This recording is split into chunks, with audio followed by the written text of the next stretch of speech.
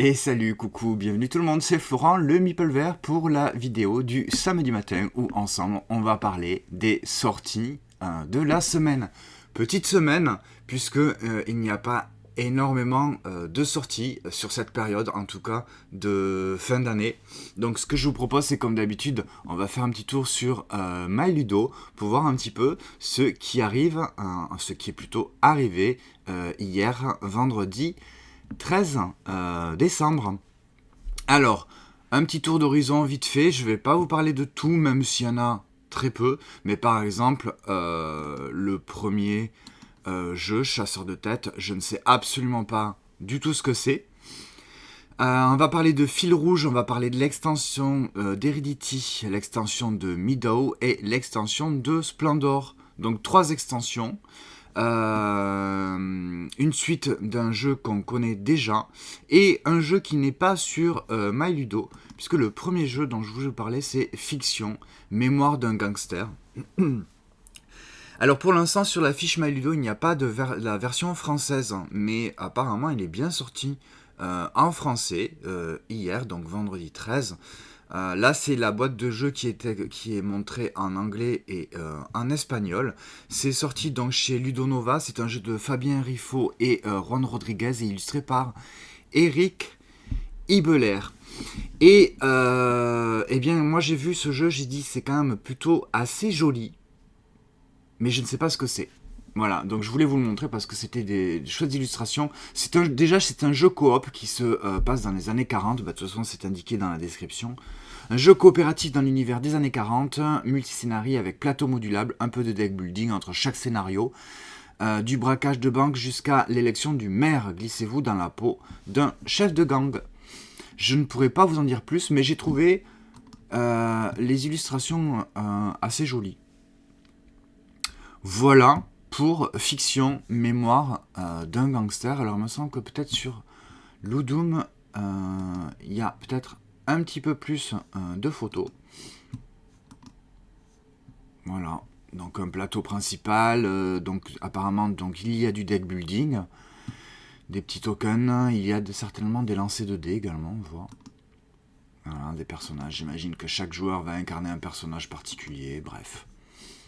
Voilà pour Mémoire d'un gangster. On va parler de Fil Rouge. Fil Rouge, donc c'est la suite d'un jeu qu'on connaît déjà, Fil Rouge.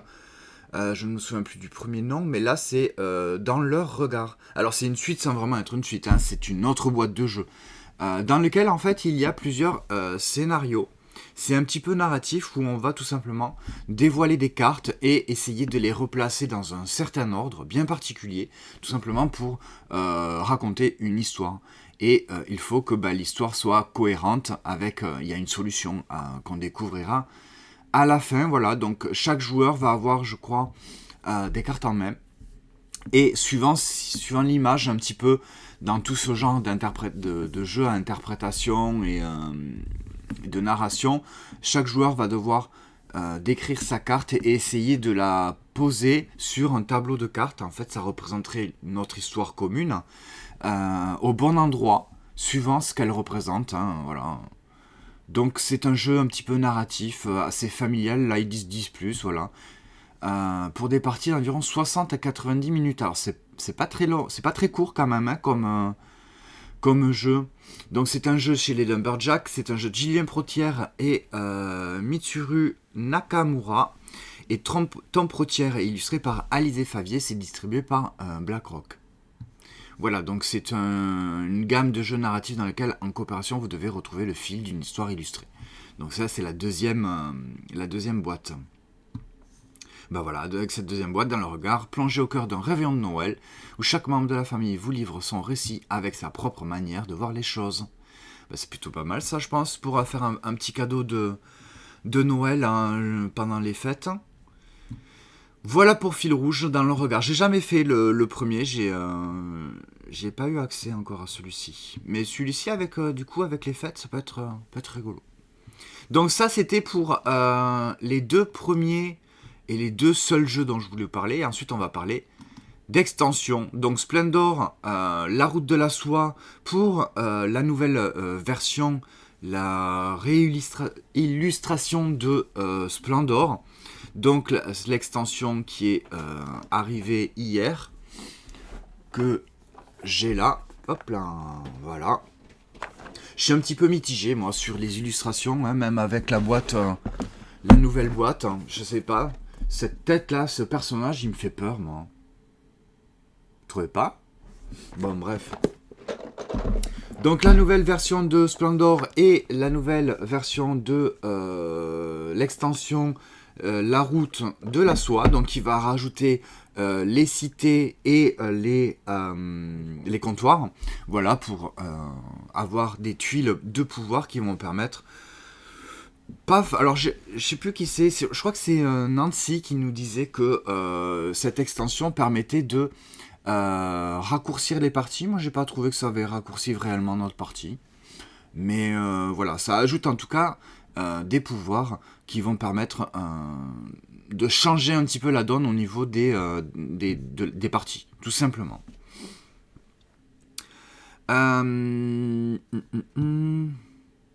Alors oui, elle existait déjà cette version, mais c'est juste que c'est la réillustration avec la nouvelle boîte, hein, pour faire, voilà, pour faire vraiment la série.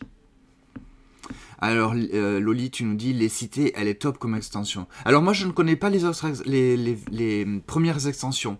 Je ne connais que celle-ci du coup avec la nouvelle version de Splendor. Donc on a joué au Splendor classique, hein, mais on a découvert cette extension avec cette nouvelle thématisation, enfin illustration. Il y en a que 2. Alors dans la boîte, il y a la cité, la route de la soie, pardon. Donc avec les cités et il y a également les comptoirs. Donc les cités, ce sont des conditions de fin de partie. Avec un certain nombre de points, un certain nombre de cartes de couleurs à avoir pour mettre fin à la partie et avoir cette tuile. Et alors après il y a les comptoirs. Les comptoirs, ce sont des tuiles qu'on peut acquérir suivant le nombre de cartes de telle ou telle couleur qu'on possède dans notre zone de jeu pour avoir des pouvoirs supplémentaires. Voilà. Je sais pas si du coup on va voir correctement.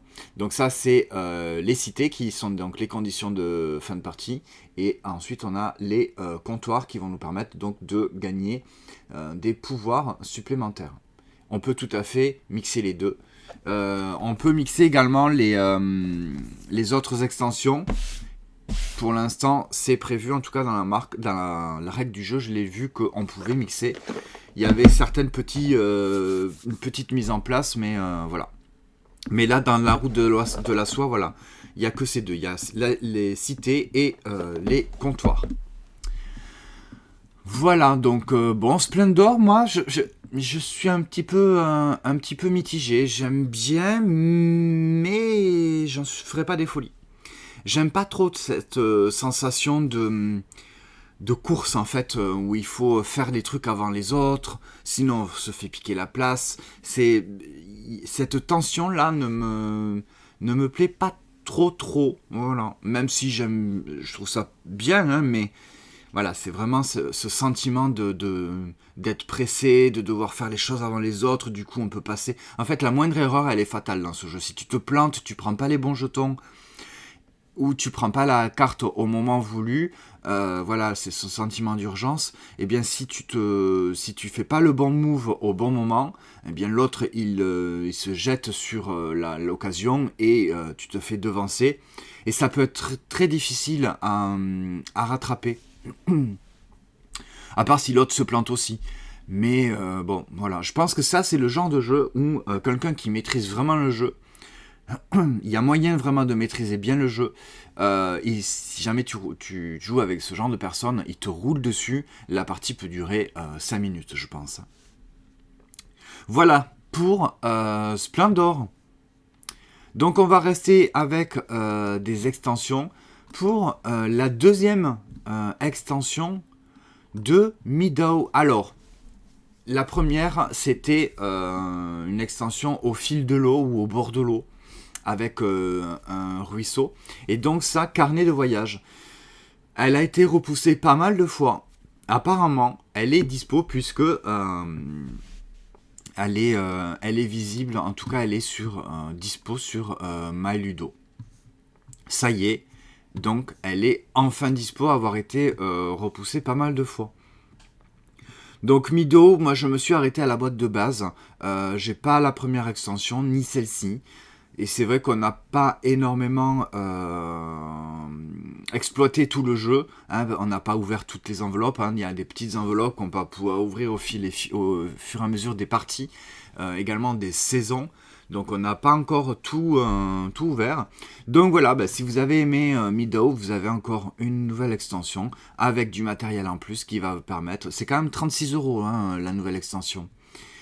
Plonger dans la beauté sereine de la nature avec carnet de voyage et si vous entraînez dans le voyage à travers divers paysages.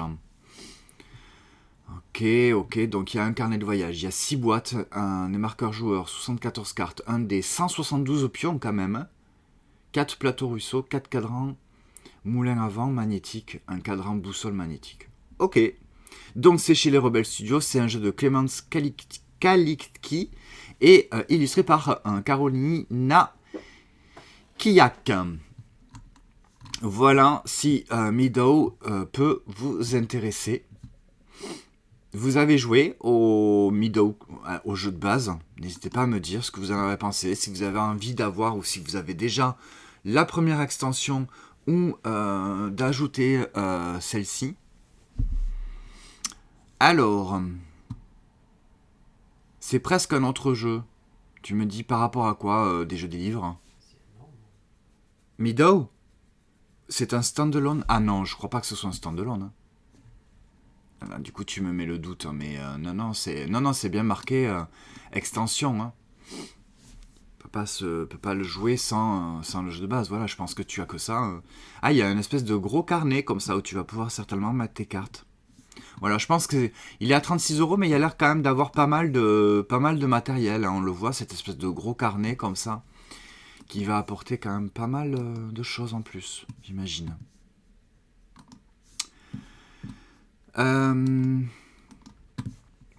Et l'autre extension, c'est Heredity. Heredity Souvenir, c'est donc la première extension du jeu Heredity, dont je n'ai pas joué. C'est un jeu un petit peu de... Alors, j'ai envie de dire narratif, même si c'est pas vraiment narratif, mais en tout cas, on va vivre une aventure, on va incarner des personnages en coop, où on va devoir un peu... Ça me fait penser un petit peu à un point and click, c'est-à-dire qu'on va désigner un endroit, on va désigner un personnage, et on va essayer de résoudre... Enfin, de résoudre, en tout cas de s'en sortir, de se sortir de cette histoire. Je crois que c'était une histoire avec des espèces de monstres zombies qui essayent de nous attaquer alors qu'on était dans une maison. Donc il va falloir essayer de s'équiper, de trouver des objets, aller dans des pièces, essayer d'interagir avec les éléments qui sont proposés dans cette espèce de peut-être de livre-jeu. On va pouvoir donc équiper notre personnage.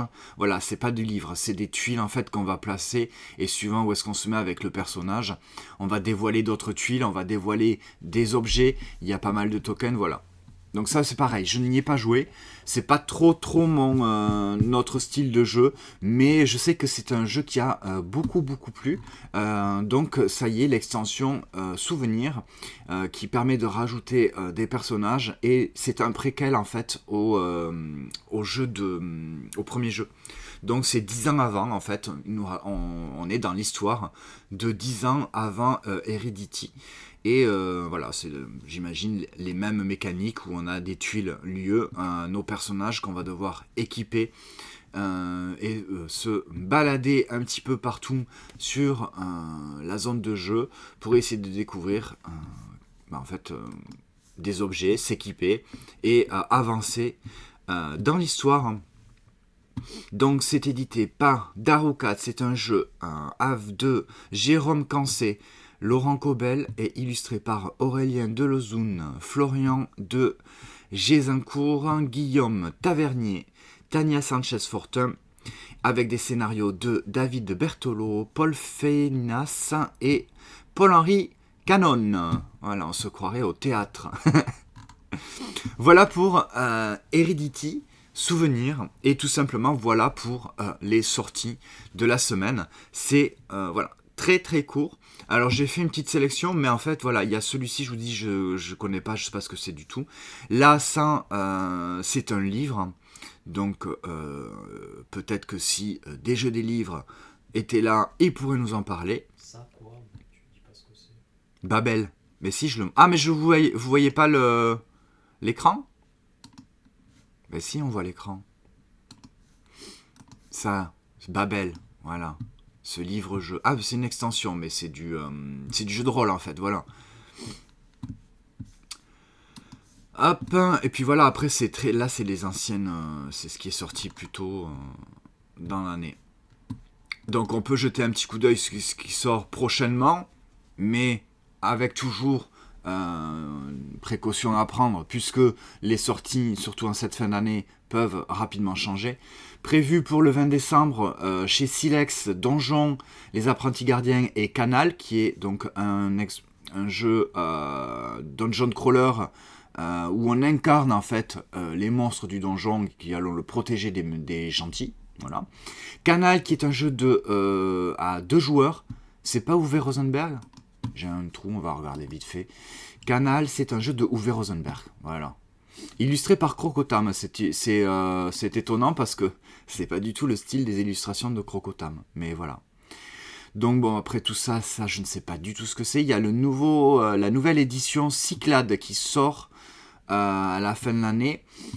Alors la cour de Versailles, ça c'est un jeu qui m'intéresse beaucoup parce que j'aime beaucoup le thème historique et les illustrations. Ce sont tout simplement les représentations des grands tableaux des maîtres de l'art de cette période-là.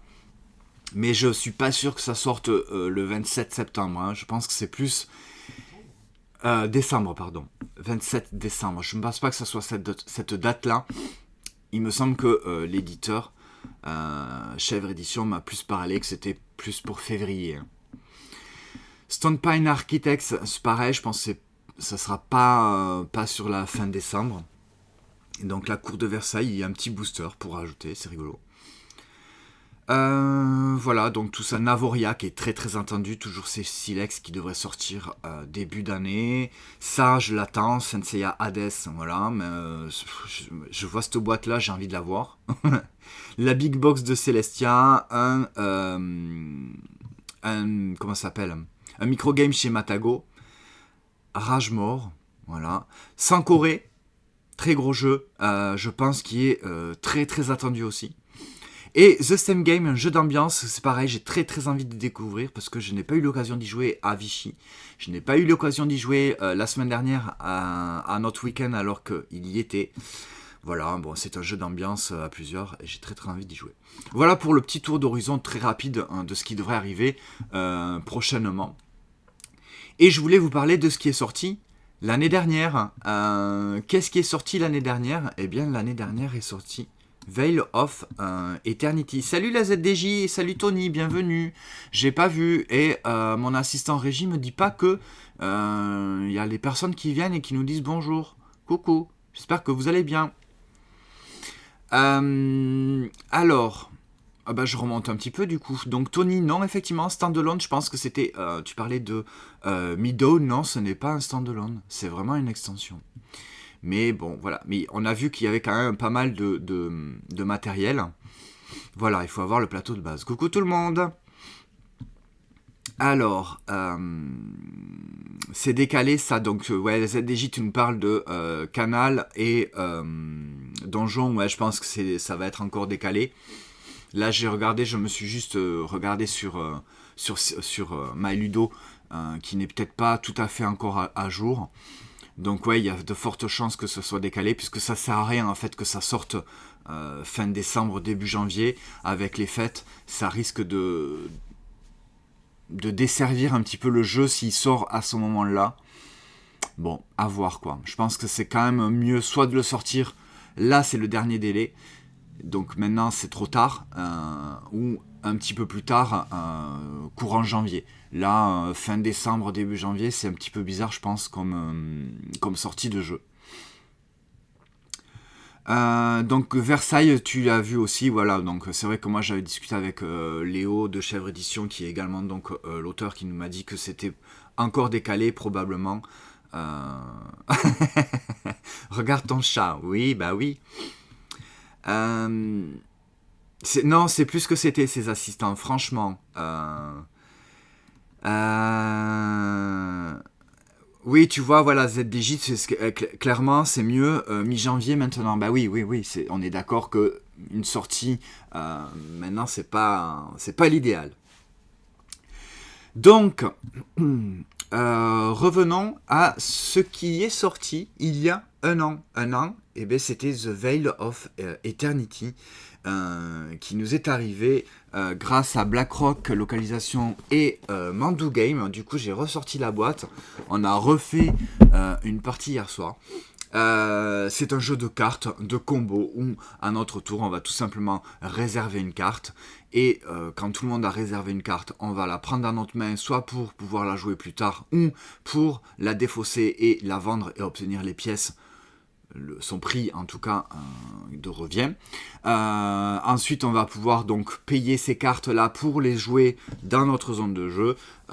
Et ces cartes-là, ce sont des créatures un petit peu mythologiques, mystiques, complètement inventées, du folklore. J'ai un dire un petit peu asiatique, mais pas que. Il y a un petit peu de tout, hein, du folklore un petit peu mondial. Voilà, qui vont donc avoir chacun des pouvoirs, soit immédiats, soit d'activation, soit de scoring de fin de partie, qui vont nous permettre de rapporter des pièces, des points, etc. Donc c'est vraiment en gros un petit jeu de combo de cartes où chaque carte qu'on va devoir prendre, qu'on va devoir jouer, va avoir une interaction soit avec notre propre zone de jeu, soit avec les adversaires. Enfin, il y a beaucoup de combos un petit peu partout. Encore faut-il arriver à jouer correctement et jouer les bonnes cartes au bon moment. Ouais, il y a eu beaucoup de hype autour de The Veil of Eternity. Ça reste un bon jeu. Après, est-ce que de mon côté, est-ce que pour moi, ça méritait toute cette hype ? Peut-être pas trop. Même, oui, je pense que c'est quand même un petit peu retombé. Hein. Ça reste un jeu sympa. Vous voyez, je lui avais mis un 7, hein, donc c'est quand même pas mal. Est-ce que je baisserai pas peut-être un petit peu la note pour aller jusqu'à un 6,5 parce que pas non plus 7, c'est quand même pas mal. Donc on le baisse à 6,5. Ça reste quand même un jeu, on a pris beaucoup de plaisir à jouer hier, vous voyez comment ça se présente. Alors les illustrations sont superbes, le plateau de jeu comme ça, c'est un petit peu bizarre. Mais bon, une fois on s'est habitué, c'est pas gênant. Donc on va sortir autant de cartes que de joueurs. À son tour, on va mettre un jeton comme ça, dans le sens horaire. Une fois que le dernier joueur a mis un jeton pour réserver une carte, eh bien il va recommencer, on va refaire dans l'autre sens pour que chacun ait réservé 2 cartes. Et dans l'ordre du tour, ensuite on va les prendre, on va pouvoir soit les mettre dans notre main, soit les revendre pour avoir les pièces. Ensuite, une fois que tout le monde a fait ça, on va pouvoir payer pour jouer des cartes qu'on va mettre devant soi et tout simplement marquer les points, faire les actions, etc. etc. Donc effectivement, peut-être que ce jeu est peut-être un petit peu redescendu au niveau de la hype. Et bien pour peut-être contrecarrer ça, ils vont nous sortir une extension qui arrive mi-janvier. Alors c'est pareil, les dates, là c'est sur les dates qui sont un petit peu annoncées, mais c'est pas forcément les vraies dates. Sur Ludum, ils nous disent bien le 17 janvier. Voilà. Je me souviens plus ce que BlackRock nous avait dit concernant l'extension qui arrive. Voilà, en tout cas, début d'année, il y a une extension qui arrive pour The Veil of Eternity, qui va redonner un coup de fouet, en tout cas, au jeu, et qui le mérite. Franchement, il mérite d'être un petit peu remis en lumière, encore une fois, puisque peut-être que la sortie l'année dernière, qui s'est faite dans cette période, qui n'est pas une sortie super facile pour les jeux de société, donc là, si la sortie arrive, l'extension en mi-janvier ou février, ça va lui redonner un petit coup de boost pour ce jeu qui mérite qu'on s'y intéresse, et l'extension, pour ceux qui aiment déjà le jeu, donc va permettre de rajouter des tuiles supplémentaires. Ce sont des artefacts qu'on va pouvoir donc réserver, j'imagine, comme on réserve en fait les cartes sur le plateau, pour pouvoir l'activer. Un petit peu, j'ai envie de dire, un petit peu à la façon de Res Arcana, où j'imagine chaque joueur va pouvoir réserver un seul artefact pour pouvoir faire son effet à son tour de jeu. Ça a l'air d'être plutôt intéressant. Il y a des cartes supplémentaires, évidemment. Voilà, je pense que c'est vraiment que ça. Donc ça a l'air d'être plutôt pas mal. Aux alentours de 17 €, 16,50 € annoncé. Donc il y a 28 cartes, 11 tuiles artefacts, des jetons, des marqueurs, voilà. Des extensions d'arène, tiens. Donc c'est distribué et édité par BlackRock et Mandou. C'est un jeu de Eric Hong et Mathieu Rivero.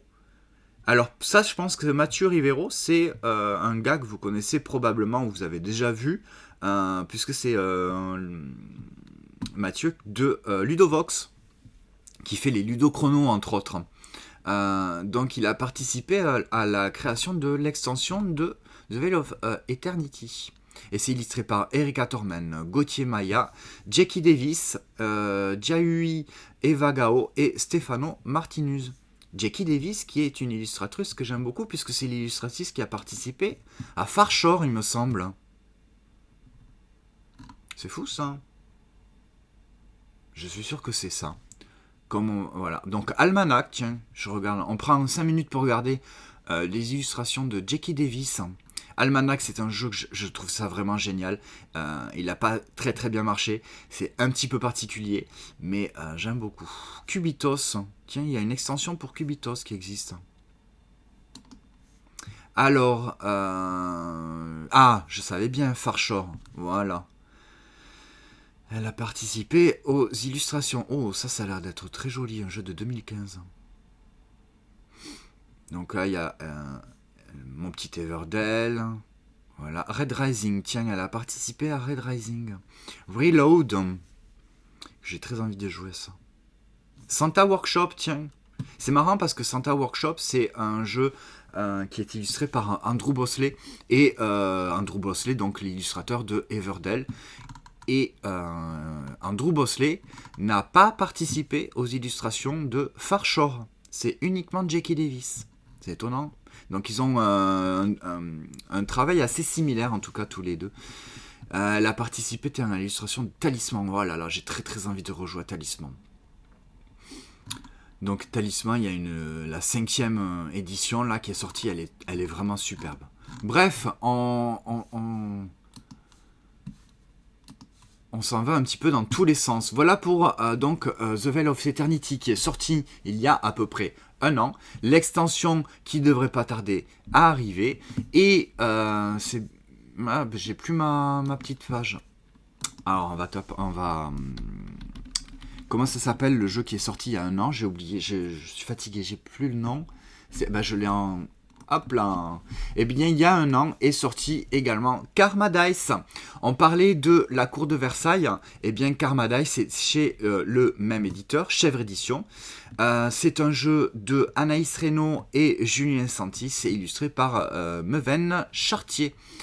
Karma Dice, c'est un jeu que j'avais vraiment adoré. Il y a un 8, voilà. Donc, je trouve ça vraiment plutôt pas mal. Je vais pas baisser sa note parce que ça fait un petit moment que j'ai pas rejoué. Donc, je vais pas baisser tant que j'ai pas rejoué.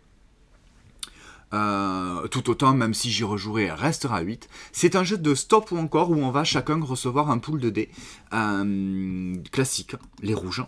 Voilà. Je crois qu'au début, on commence avec 5 dés rouges.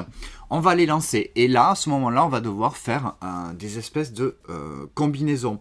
Alors, on va pas tous les lancer en même temps. Au début, on va en lancer un. La valeur du dé va nous indiquer une valeur minimum à atteindre ou dépasser pour le prochain lancer.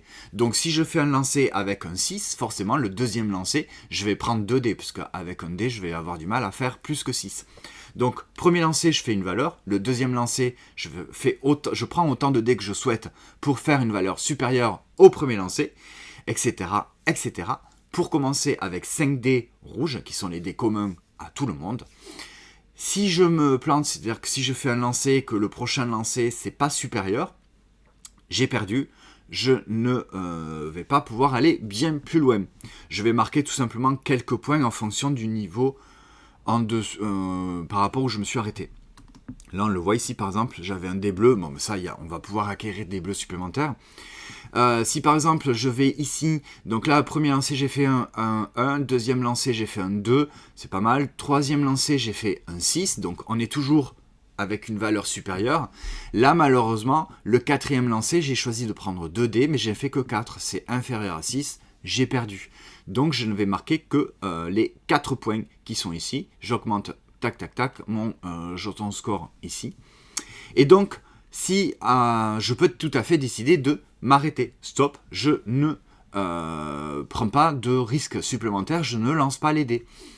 Et à ce moment-là, je vais pouvoir aller je vais pouvoir aller prendre un nouveau dé de couleur. Et ces nouveaux dés de couleur, ils ont tous en fait des pouvoirs particuliers, c'est-à-dire que quand je vais les lancer, on le voit peut-être un petit peu ici, donc le dé rouge n'a pas de pouvoir puisque c'est le dé de base, mais par exemple le orange, il me dit que le résultat de ce dé peut être modifié de plus 1 ou moins 1, donc il peut faire 0 ou 7.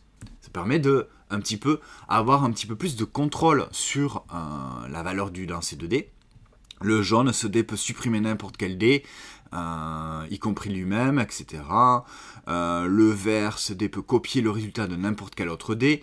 Le bleu clair, il peut être relancé une fois. Le bleu foncé, c'est la valeur de ce dé peut être doublée. Et le violet, la valeur peut être triplée. Donc ça va permettre, au fur et à mesure, en fait, c'est du pool dice building, j'ai envie de dire. Voilà, donc on va avoir notre propre set de dés de couleurs, en plus du set des 5 dés rouges qui sont communs à tout le monde, en fait, qu'on va se faire passer au fur et à mesure des manches. Voilà. Donc c'est un stop ou encore avec du pool dice building. Très sympa, très simple. Voilà, si vous aimez les lancers de dés, jouer au YAM, etc. On est typiquement un petit peu dans cette même veine où on va vraiment pouvoir s'améliorer, avoir des dés supplémentaires, stop ou encore. Est-ce que je continue? Est-ce que je m'arrête? Est-ce que je prends le risque? Etc, etc. Voilà. Ça, c'était vraiment très très fun. J'avais trouvé ça vraiment très cool. La seule chose qui m'avait peut-être un petit peu dérangé, c'est au niveau de l'édition. Ben là, on voyait vraiment chaque joueur va avoir une carte comme ça. C'était peut-être que les dés, c'est vraiment des tout petits dés. Alors, je sais, j'ai pas pris ma boîte, hein, elle est rangée. Mais les dés sont tout petits et c'est peut-être ce qui me gêne un petit peu. Mais après, effectivement, pour rester dans une boîte assez compacte, forcément, c'est plus pratique. Et puis également, c'est plus facile pour, en fait, marquer nos points, puisque les lancers de dés qu'on va conserver et qu'on va au fur et à mesure relancer, on va devoir les mettre, vous savez, sur ces emplacements pour indiquer le nombre de points qu'on va gagner. Donc forcément, avec des petits dés, c'est plus pratique. Voilà, mais c'est vraiment genre histoire de dire quelque chose. Même si Karma Dice, c'est un jeu que j'avais beaucoup aimé. Voilà, aux alentours de 20 € pour 4 joueurs à partir de 8 ans. Donc voilà, très accessible. Et bien ça me donne envie de le proposer à mes collègues, ça, pour la semaine prochaine. Karma Dice. Pour être marrant, ça, de jouer à... On n'a pas fait de jeu... avec des lancers de dés, il me semble. Si on a fait un Roll and Write, on a fait Lost Cities la semaine dernière, il y a 15 jours. Voilà pour toutes les sorties de la semaine, les sorties de l'année dernière. Mais oui, j'ai beaucoup aimé Karma Dice, l'édition. Franchement, j'aime beaucoup, moi. De toute façon, j'adore les jeux de dés. Voilà. À partir du moment où c'est même du lancer de dés ou du placement d'ouvriers avec des dés, j'aime beaucoup. Le dé est un matériel dans un jeu de société que j'aime beaucoup. Franchement. Alors. Et voilà, petite coupure pour vous qui regardez cette vidéo sur YouTube. N'hésitez pas à me rejoindre sur Twitch pour discuter ensemble de sujets divers et variés autour du jeu de société. Notamment là, nous avons une autre petite conversation sur l'illustration générée par l'IA et d'autres sujets comme à quoi on va jouer ce week-end. N'hésitez pas à venir sur Twitch. Le reste du programme, c'est sur Twitch le lundi 20h pour le débrief ludique où on se parle ensemble des jeux de société et le samedi matin vers 11h où on parle des sorties des jeux de société de la semaine. A bientôt, salut!